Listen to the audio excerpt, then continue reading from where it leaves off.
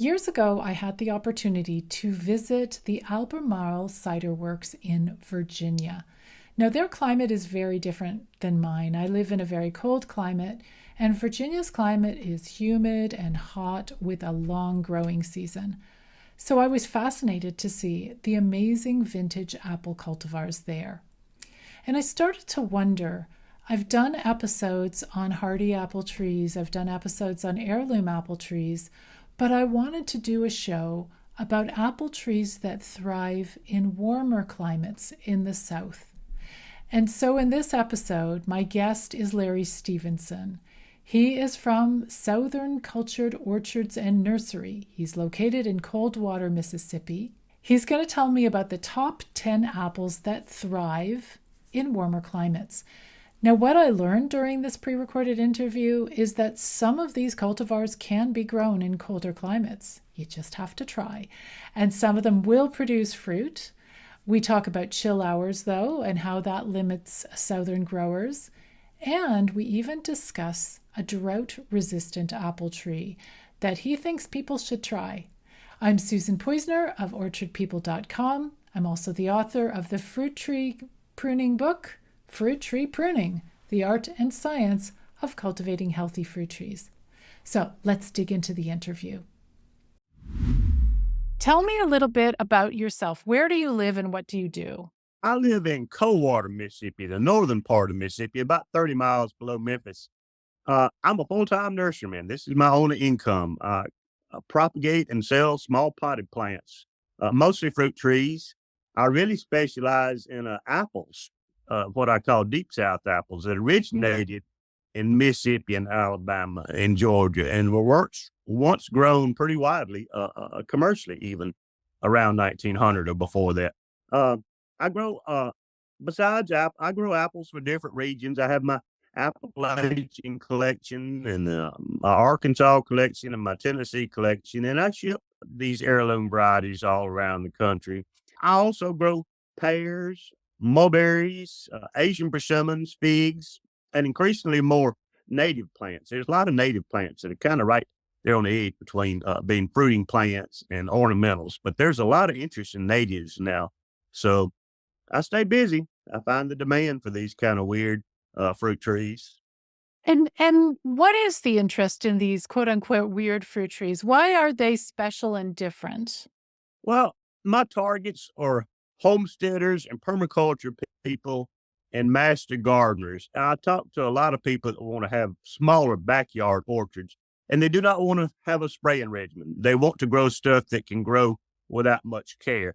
And to me, the heirlooms that have a good history of being grown on wide scale before the invention of modern chemicals and fungicide. That's my strategy for avoiding a lot of disease, just by the variety that have, like I say, have a proven history of performance. And a lot of people agree with me, and I find the interest in that. So I can't guarantee any of my trees will grow and produce fruit without some care and possibly spraying if you want pretty looking fruit. But I think I'm on the right track. What are the Yeah. characteristics of the climate that you're in? What makes it different from growing in Toronto or growing in Florida or somewhere like that? A good bit of difference because Mississippi is hot and humid. We get about 60 inches of rainfall a year on average. We have a 8 or 9 or even 10-month growing season, and it's 90% humidity all year round. We don't get dry. Even in the middle of a drought, it'll be 90% humidity. And that humidity and the heat fosters a lot of disease pressure, fungal and insect too. So people from California and Arizona and Texas are always sending me fruit to try that they think is disease resistance, but they haven't tested it for disease in that kind of arid climate. You bring them into this kind of humid, hot climate and disease leaps onto those things as soon as I open up the box. So we really test stuff in Mississippi. It's a hard climate for apples, pears and mulberries and persimmons, figs, a lot of things like that thrive on this long growing season and heat. But apples, this is a hard climate for apples. But apples were once grown here commercially, in the days before mass transportation and big refrigerated warehouses, everybody grew their own fruit. And they had varieties of apples all over the world, even in the tropics and semi-tropics, that people grew for their primary food source. And more people are interested in that today. Mississippi, you get down this far south, and I tell people from the Northeast and Northwest and Canada, you come to a place like Mississippi and forget everything you learned about apples up there. It's an entirely different thing here with a long growing season. The chill hour theory applies to apples more than it does to some fruit. In this climate, you need apples and pears too that will produce with less than 1,000 chill hours. You need low chill varieties. And most of the well-known northern varieties with the famous names and all the standard varieties you see at the big box stores, Red Delicious, Gold Delicious, and Bartlett pears, they sell those down here too. And they're most years they're not going to get enough chill hours during the winter to set fruit. So they really have a physical limitation on the amount of chill they get in the winter. So they don't stand a chance of producing down here. So I specialize in more lower chill varieties of apples and pears. It's a big thing. It's a different scenario than what you'd have in Toronto a great deal. I often envy my northern friends. It gets cold in the winter and it stays cold there. And in Mississippi, we have weather in spells. It'll be 80 degrees one week and 20 degrees the next day, Fahrenheit. So that's a hard thing for apple growers. And about December, I'm waiting for my apple trees to drop so I can put them in boxes and ship them. I envy my northern friends whose trees will just go dormant and stay there 6 months dormant and not need any care. It's harder for me. My trees, especially apples, just barely go dormant and they don't only stay like that a couple of months and then they start leafing out again. It's warm again. You talk about chill hours. Now, if no, for northern growers, we don't even think about it. You go to your fruit tree nursery catalog, they don't even write how many chill hours. They just assume you've got a cold winter and your fruit trees will go dormant, right? There's just an assumption. So a lot of people aren't familiar with this idea of 1,000 chill hours. So do you literally take your, calendar and mark down how many hours, today were below freezing? Or, can you tell me a little bit about what are chill hours? It's actually a theory. Most apples originate or more widely grown in more northern climates. Chill hours are defined as hours between 32 degrees Fahrenheit and 45 degrees Fahrenheit during the dormant season. Hours below zero, below 32 degrees, below freezing don't count as zero. But hours above 45 degrees count as a +1. So it's just a little formula they run. Hours above 45 degrees Fahrenheit subtract from each chill hours. I do not personally keep track of that because the United States Weather Service and the USDA do. And you can find that information. They have a particular website. I don't recall it right now, but you can find that information and you can get it from local extension agents. They can tell you how many chill hours you get in your specific region. So apples, persimmons, mulberries, a lot of things kind of fluid on that. They will grow over a wide range from north to south. It's really apples where I get specific about that. You're right. That information is hard to find. You don't see those in fruit tree catalogs much. They hide that information from you. But you grow something like Northern Spy or Red Delicious, Gold Delicious, all those famous old Northeastern apples. And if you really research them, maybe you can find out they have they need 1,200, 1,500 chill hours every winter. And we just don't get that here. So the physical requirements literally aren't met and they don't have a chance of producing. And in Mississippi, after an especially cold winter, everybody brags about all the apples and pears they've got. And that is why that tree was sitting there waiting for its physical requirements to be met by that amount of cold. And after an especially cold winter, you'll get fruit, you'll get apples. But after a mild or normal winter, which is common, you won't. So I grow varieties that will set fruit with a lower chill limit. Fantastic. So essentially, your choice is so important, Mhm. both if you live in cooler climates and in warmer climates. In cooler climates, we'll look at the climate zone, we'll look at all sorts of information. But for you guys, chill hours is so important. I want to go into some of your favorite low chill heirloom apple cultivars. But before we do, I just want to clarify, if I lived near you in Mississippi, I could go and buy a red delicious apple tree, and it needs a lot of chill hours. I can plant it and it will survive. Will it not, or will it survive? But it just Uh, won't produce fruit. yes, it's no problem. It'll survive, but you might get fruit after a especially cold winter. The tree needs that physical signal of cold, and it translates into a chemical signal from the tips of branches. It goes down into the tree, needs that physical cold to actually set fruit buds and produce. And it has something to do when they leaf out in the spring. So yes, and they do sell. They sell Red Delicious here in St. Petersburg and in Tokyo and in Spokane, every place in the world.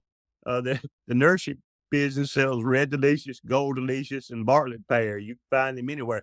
Put your fine cultivars for good apple growing regions. And the reason they're grown commercially on a wide scale, they are not the best varieties you can find. The taste of some of these heirloom varieties will surprise you.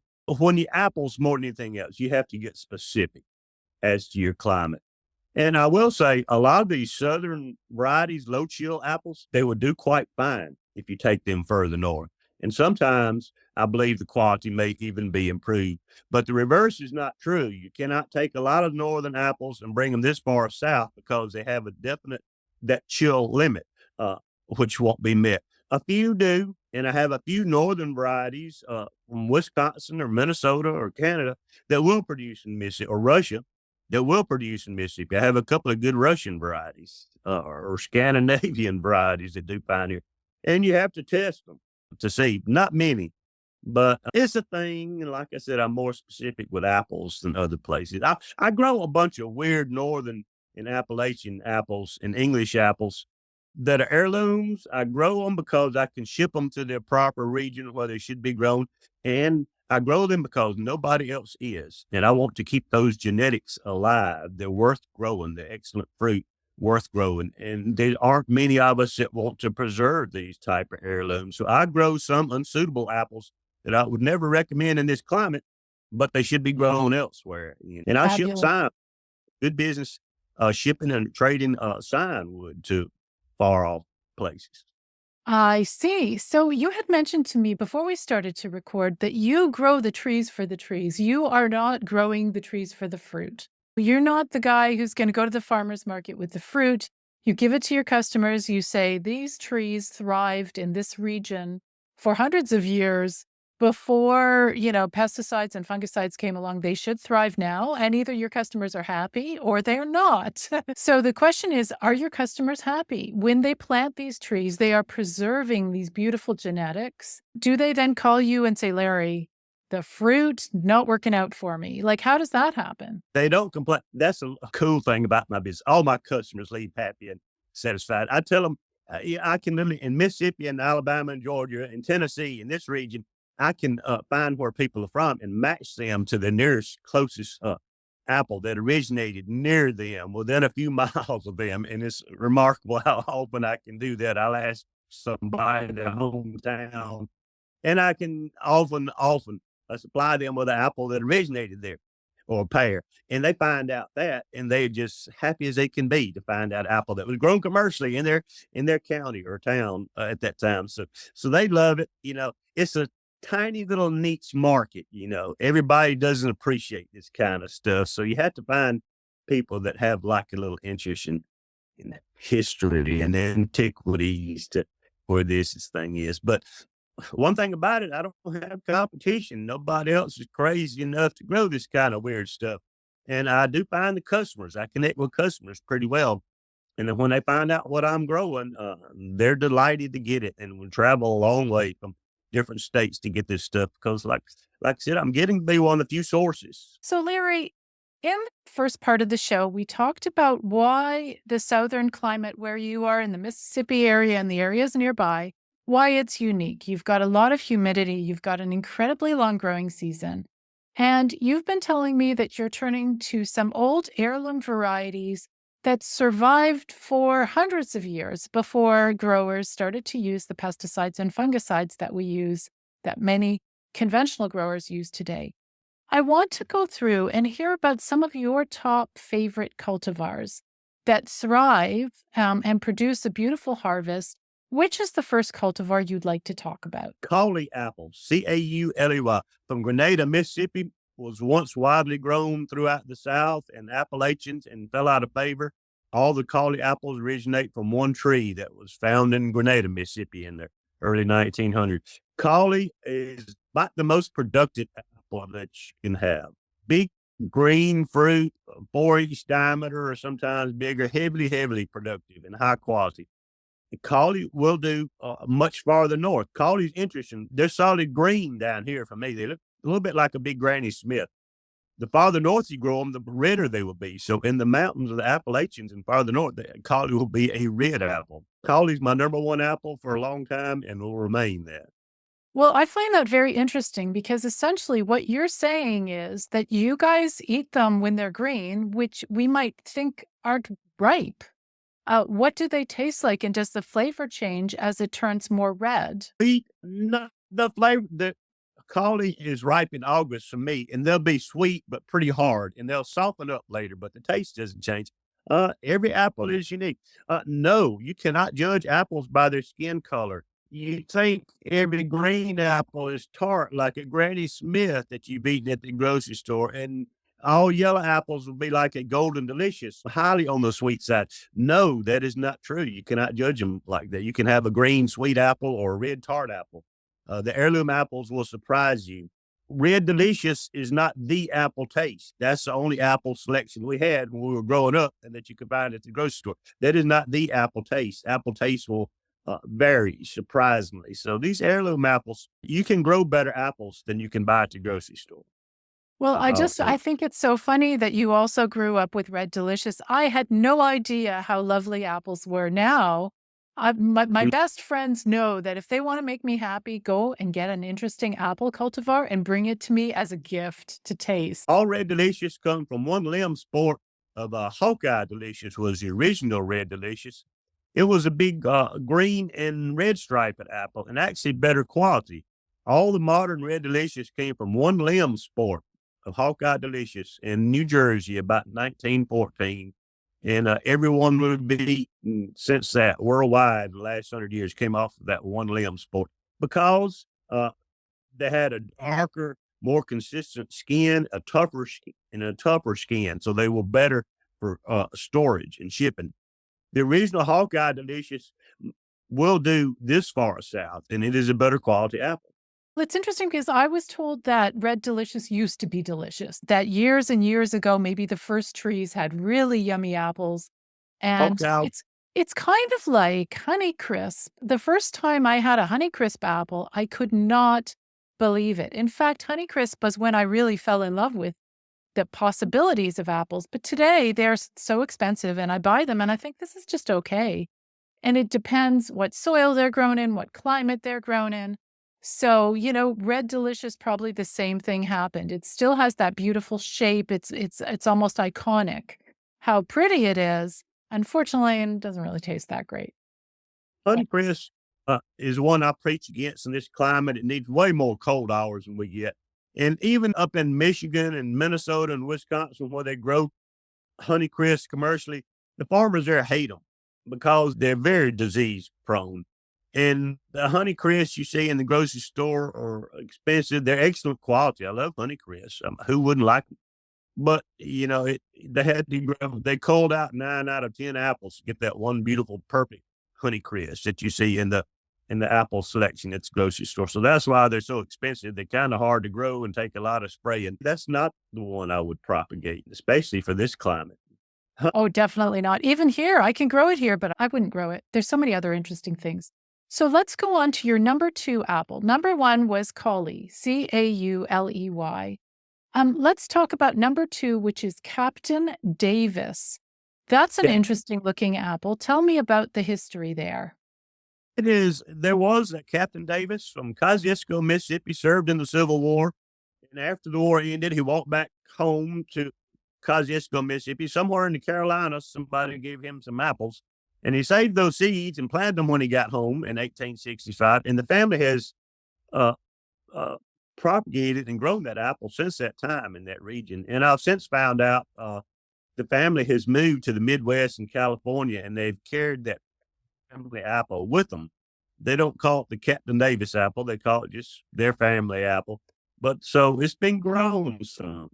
Nice little medium size, half red, half yellow apple. Usually, the color can vary, but that one's got a good history behind it, so I can sell them just on the basis of that. And it's productive and a good trade to grow. And its climate hasn't been tested farther north. Okay, so this is not for Northerners to try necessarily. In terms of the look, it's red and, with some green, some yellow, not a profoundly gorgeous apple. What about the flavor? It has to have a good flavor if people are going to grow it. It is mostly sweet. Captain Davis has a few sour notes. It is not my number one eating apple. I would say Cauley and a lot of others are better. But it's good. It's better than average, you say, better than Red Delicious. But it's got a few sour notes that might please some people. I like mostly sweet apples. I like them highly sweet. So Captain Davis is more a historical apple with a great story. Let's move on to your next one, Chickasaw. Tell me about that one. Chickasaw from Chickasaw County, Mississippi, a random seedling. Great big red and green striped apple. Highly productive, uh, highly on the sweet side, literally limb breaking loads every year in August. So that's one of my best sellers. Wow. So limb breaking loads. So Yeah. basically very productive. Cauley and Chickasaw and several others could use thinning the fruit in the spring when it's still small. Okay. And it's a large apple. I see a picture of somebody holding it in their hand. That's a big apple. Mm. So it's ripe in August. Is that early season for you? Is that considered an early apple? In Mississippi, North Mississippi, most apples will be ripe in August. Okay. And so tell me a little bit about the flavor. Is that one that you find sweet enough to Good, taste? crisp, highly sweet, mostly on the sweet side. I don't recall that I've stored any very long or cooked with any, so I can't report on that. But it's a good fresh off the tree apple. Okay, next we've got one with lots of interesting pictures. I find this one intriguing. Yellow Hamilton. Tell me a little bit about Yellow Hamilton. Why is that? How did that make it into your top 10? That is a roadside tree from Hamilton, Alabama. Just a tree, random seedling that grew out from probably an apple core. Somebody threw at the car window. A road train discovered it, I think in the 1940s or 50s, but it's an excellent apple. Cauley, Yellow Hamilton, and Chickasaw, I tell people, could be grown commercially in this climate if you wanted to. I would not. I don't grow them commercially. They could be grown commercially for fruit production. From what I've seen of their quality and production, it looks a little bit like a big gold delicious, and the flavor profile is about that same. Highly on the sweet side. So, Yellow Hamilton is a better selection than Gold Delicious for us down here. Okay, I so was what's a at an good substitute? Don't grow this, grow that. Because yes, I'm yeah, assuming that Golden Delicious would not thrive in a hot, humid climate. doesn't get enough chill, and it gets too much fire blight and cedar apple rust.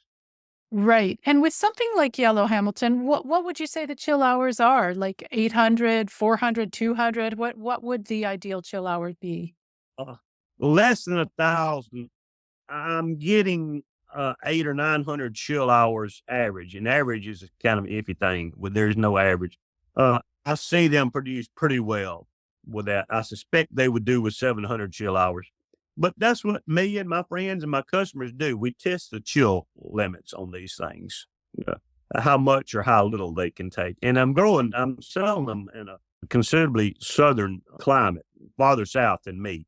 And those customers will test those. So, That's fantastic that you're collecting feedback like that. yeah, every customer I sell to, it's like expanding my own orchard. I want them to grow it out and take care of it and then report back to me. Do you So know, I love that because I feel the same way with my students. I've got students, I teach fruit tree care to students from across North America. I have students in Norway, in New Zealand, in Australia. And I feel the only thing I don't get to do is go and taste the fruit. but I do get to hear their challenges and the opportunities, and I learn so much more from my students. So it's the same thing here. Test them all. I have several acres of orchard, not enough. I need another 10 acres, or I can't afford to grow every single variety that I'm interested in on a single stem. So I just have to kind of go by others' reports. Okay, let's go on to the next one. It's called Shell of Alabama. You Tell me know, about about that one. Yeah, that actually deserves to be in my number 2 spot, right behind Cauley. Shell of Alabama originates right north of Mobile, Alabama, a Gulf Coast apple. And in the early 19th, Mr. Green Shell used to ship train loads of shell apples up into the Northeast, which kind of reverses the normal flow of apples. You know, usually the northern states, the Northeast, they ship apples down here, but he shipped a high quality apple up there.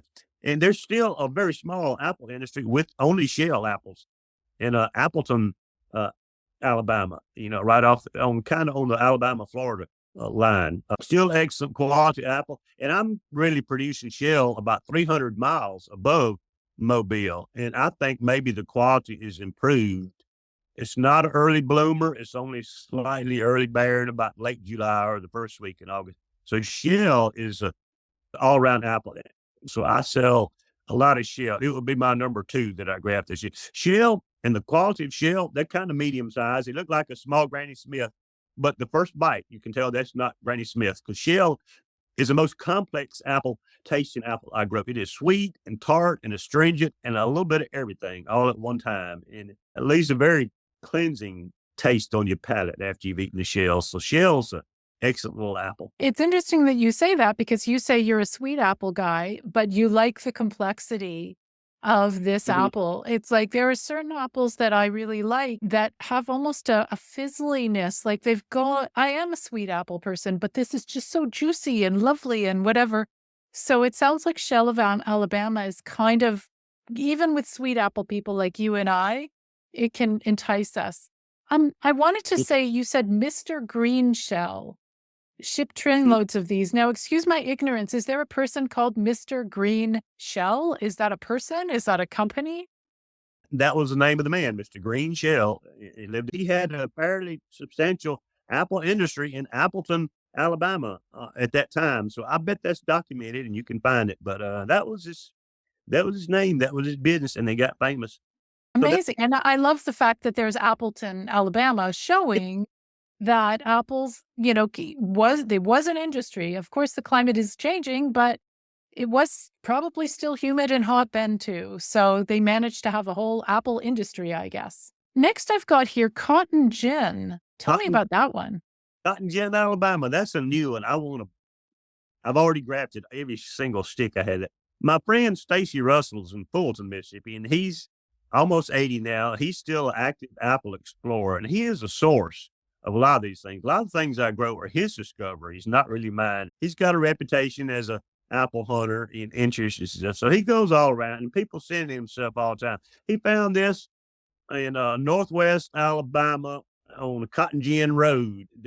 There's apple here and I found it in his orchard. He has a personal collection of 600 trees. That's not a commercial orchard, just his collection. You know, he's a collector.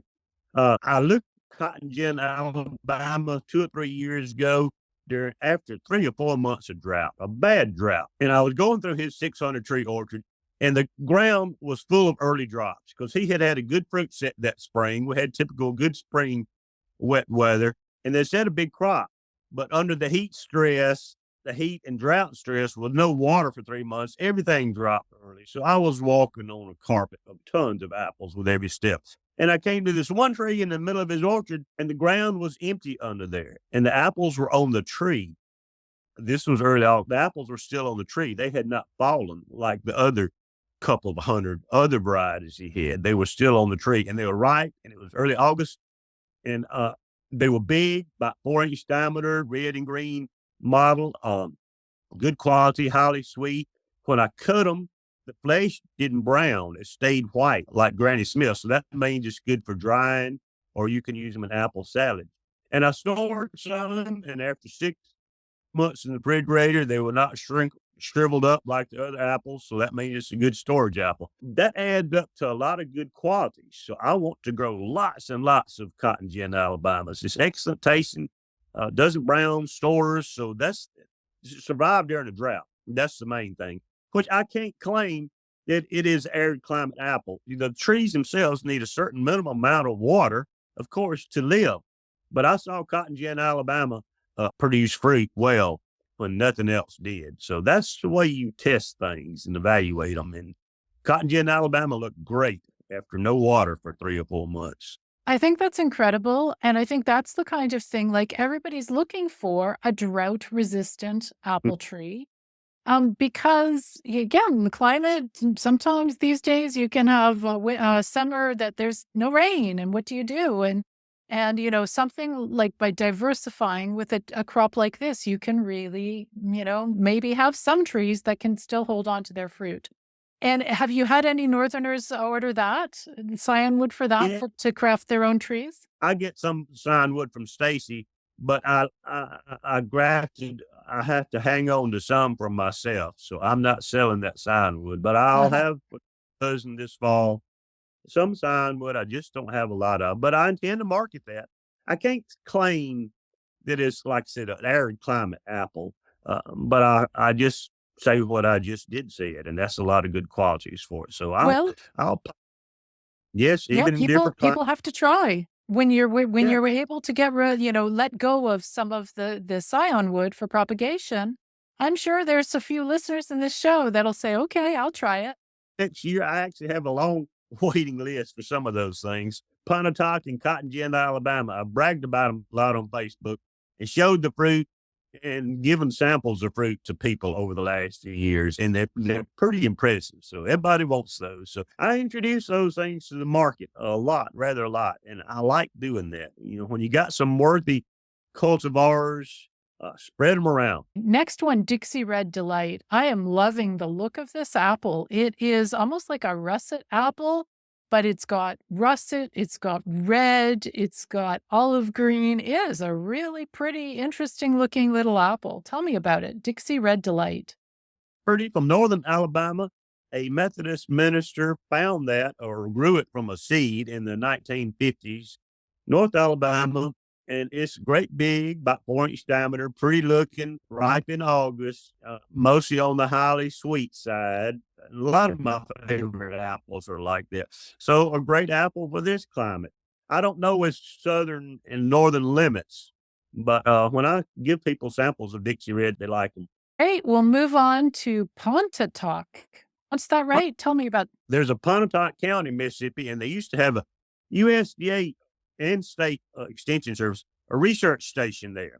And I got that from my friend Stacy Russell. And when I've given people Pontotoc apples over the last few years, they've all agreed that's the best one that they've tasted this year, best of all of them. Dark red, almost purple looking, is so red. And they have a white scarf at the top. They look just like a big Asian plum that you see at the grocery store, one. Just highly sweet, crisp, got all the things you want if you like sweet apples. Pontotoc is really highly flavored, sweet, but it's not blandly sweet, it's still complex. So it's just a high quality apple. And I found a man that worked at that Pontotoc research station. And I don't know if they had an actual apple research program there or they were just growing out some local stuff just to test them a little bit. But they bulldozed that under eventually. Research programs only last so long. So they bulldozed apple plot under. And before they did, the guy that worked there, his name was Joe Goforth. That's a cool name. Ran out there and took some signs from some of his favorite apples. And my buddy Stacy Russell got them from him. And now I'm growing them. And I want to popularize them because it's an impressively good looking and good tasting apple. So Pontotoc from Pontotoc County, Mississippi. And do we think there's a chance that Pontotoc would thrive in a slightly more northern climate, or no evidence yet? This has not been tested. Not been Probably, like I tested. said, I'd say a majority of these deep South apples will do just fine when you grow them further north. Most of them aren't early bloomers. You wouldn't want them to bloom too early. Most of them will do fine, but like I said, the reverse is not true. Most northern apples you can't bring down into this slow chill climate and succeed, but some will. So this Pontotoc, it's way down in the list. It's like number 7 or something. Like, would you, because of the flavor, would you pop it up to number 2 or 3? Or we've already got a 1 and a 2 that you were passionate about. Would you put it higher up in the Cauley, list? Cauley and Shell are going to be my number 1 and 2. Oh, Pontotoc and Cotton, Alabama might take the 3rd and 4th spot, just because I like the flavors of them and they're impressive and customers want them. But like I said, I have limited sign wood. I've already grafted them this year. So I'll get more and more, yeah, and people will like them and they'll be impressed with the taste. So my favorites change every year. Everybody always asks me, what's my favorite, but that changes multiple times during the year, depending on what I've tasted. Now, I will tell you something. People always ask me, what's the best tasting apple you ever had? And I've had one answer for the last year, and that is Aunt Rachel, which comes from North Carolina. David Vernon runs Century Farms there, and that was his Aunt Rachel's apple growing in his Aunt Rachel's front yard. One year, I was at my friend Stacy Russell's orchard, 600 trees, and a friend and I were running through the orchard, and we were snatching one after another and taking a bite and throwing it down the ground. We wanted a good idea of the taste profiles of all these different things. Cauley, Chickasaw, Captain Davis, we were eating them all. They were all ripe in early August. And we came to the Aunt Rachel tree and we stood there. It was such a difference. We stood there and ate every single Aunt Rachel we could eat, down to the core. They were just that delicious. We didn't take a bite and throw it down. They would just knock you out flavor. I've never tasted another apple like that. okay. And so did you ever tell David that you love his Aunt Rachel apples? I haven't talked with him a while. He and a man named Lee Calhoun preserve a lot of the old Southern apples, mostly North Carolina and Appalachian types. But he grows more of them, and he still does, grows them and sells them. And he was a disciple of Lee Calhoun, and so am I. But David Vernon and Century Farms did a lot to preserve a lot of these old varieties of apples. And I think my original Cauley tree may have come from him even. We get them from friends, just a small group of us apple collectors, folks. Amazing. That's so wonderful. What a great story. I just thought it was in David Vernon's orchard, and there you guys are prowling around, stealing eating all the yummy apples. My friend Stacy Russell, who let me go in his orchard and I do now I would say I don't tend to my trees very much because I'm not growing them for actual fruit production. I do dismaying amount of work in my orchard for fruit production. I need to more. But Stacy Russell sprays conventionally. He has 3 tractors hooked up with different sprayers, mostly fungicides and insecticides.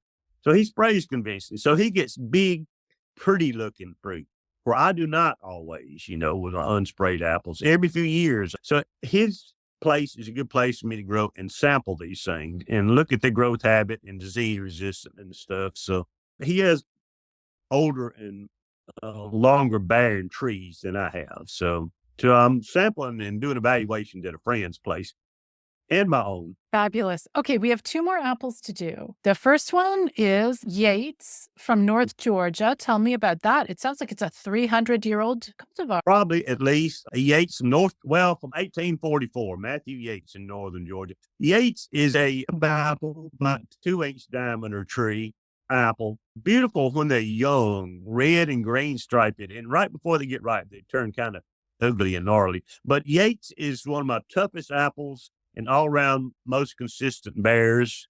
I don't sell that many. People seem to get turned off when I tell them the fruit's only about 2-inch diameter. Yates has a lot of astringency, but it has a lot of sugar too. So Yates is an excellent small eating apple. I'll eat Yates all day long. I don't mind if it's only 2-inch diameter. A few people want specifically crab apples. I don't distinguish between a crab apple and a regular apple. It's the same genus and species. If the fruit diameter is 2 inches under, we call it a crab, but that's the only difference.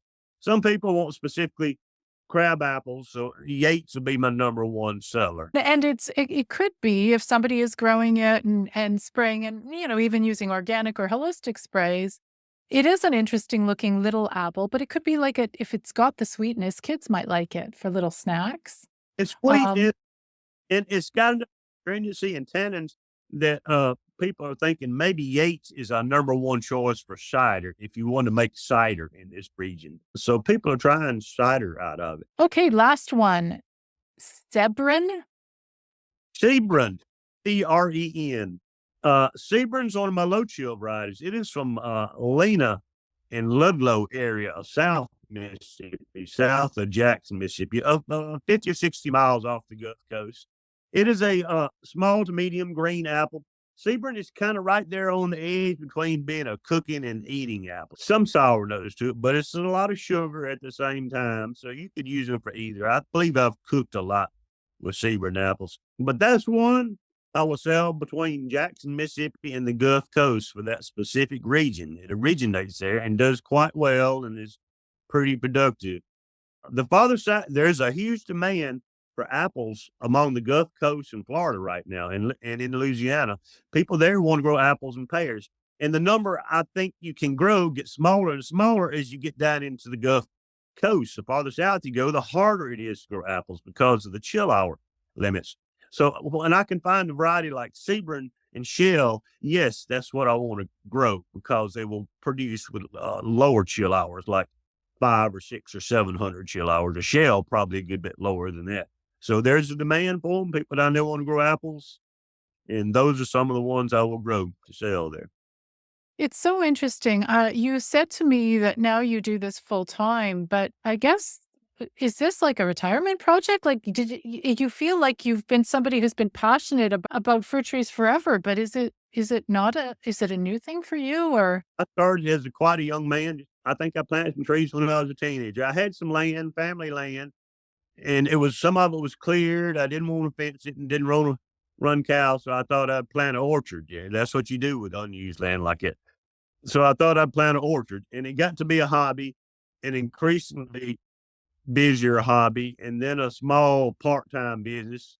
And I retired. Well, I did not retire. I've never retired. I never will. I quit a factory job about 5 years ago. My wife and I moved 100 miles north where she had a better job opportunity up here. And rather than find another factory job at my age, I thought I'd do this as a full-time business because I realized I was making $10,000 a year as just a part-time business, when I could get to sales. For the last few years before that, which is no fortune, but it's enough to encourage us to think that maybe I could make a full-time business out of it. So I've only been in the full-time business for the last 5 years.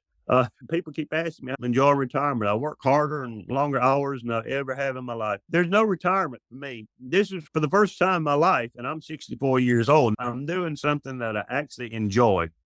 I'll do this until I just drop dead. I'll probably increasingly less and less as I get less physically capable as I grow. But this year I've got bigger propagating plans than ever. I intend to get do bigger, better business for a while because, like I said, I'm lucky finally this time of life to find something that I enjoy, and I'll be even if I couldn't sell them, I'd be doing this for myself and still experimenting and exploring. Lucky that way, and I'm lucky that I am connected with enough people that want these kind of weird and exotic, rare fruit varieties.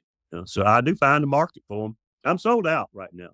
I'm looking around. I've got big selling events coming up in April. I'm looking around desperately, really scrounging for what I can take to those events. And I typically do. Every year I've done this, I found the demand and I have customers coming to my house in my high tunnel, and I've been shipping boxes of trees all winter, and I cannot hang on to enough inventory to have a good showing in the spring. I have in-ground beds inside a high tunnel, and I planted those with intent of digging them and potting them in January, and that would be my spring inventory. But I had such a demand. No, I dug them up and put them right in cardboard boxes and shipped them out. So I've got very little left. I'm declining selling events because I do not have the right varieties to take to that region. So it's a business. I never encourage anybody to get into the nursery business, but you can do it successfully. I'm selling out everything I can grow, fast I can grow it. You said you don't have a website, but people can find you on Facebook. How can they find you if they want to learn more? Facebook page for Southern Cultured Orchards and Nursery. And I posted my inventory of grafted trees I had and signwood that I have to sell, but that's all in the last month, but this is already obsolete. I have thousands of people that follow me, customers or potential customers. Fantastic. Well, thank you so much for coming on the show today. This has been a delight. I have learned a lot. And talking about apple varieties is one of my favorite things. So it's hard to find people who understand that. So I appreciate it. Thank you so much for coming on the show. I've had a good time. Thanks for having me. Earlier in the show, I promised you that I'd have some more resources for you on this topic.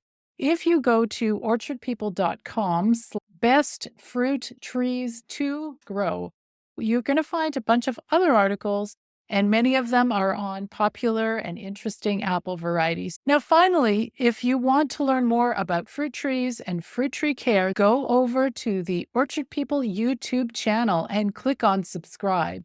Next, you can go to Apple Podcasts or your local podcatcher and search for Orchard People to find this podcast. Finally, go over to orchardpeople.com/sign-up and sign up for my mailing list. I hope you're going to join me again next month when we have another great fruit tree care topic.